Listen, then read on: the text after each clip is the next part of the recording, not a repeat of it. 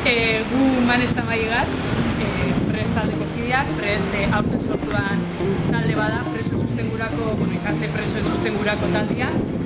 Eta, gaur eduki duen taldeko lehenengo bileria, lehenengo batzarra, 20 kidegaz, gutxi gora bera.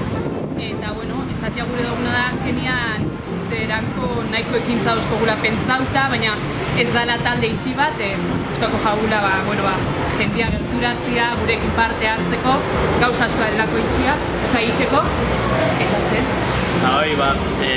Sortu genuen talde hau, ikusten nolako gabezi bat, kampus mailan da, orokorrean EHUko unibertsitatean, etzalako mai gaineratu, etzalako lantzen ikasle presoen gaia eta orokorren euskal preso politikon gaia.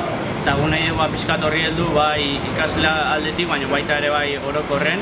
Gure lanketak mugatuko batez ere urtean zehar preso dauden ikaslei matea behar dituen baliabide guztik beraien ikasketak aurrera emateko eta aparte edukitzeko aukera nahi dituen gradu guztik ikasteko eta nahi dituen ikasketak aurrera emateko.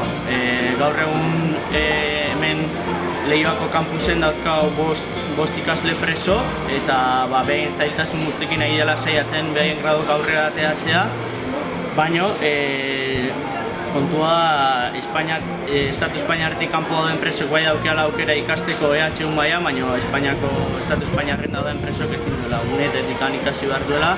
Eta gure borreka izango nahi duen gradu guztietan aurrera ematea behen ikasketak eta behen eskubidea dalako ezin zinen ikasle izatea, ez da preso.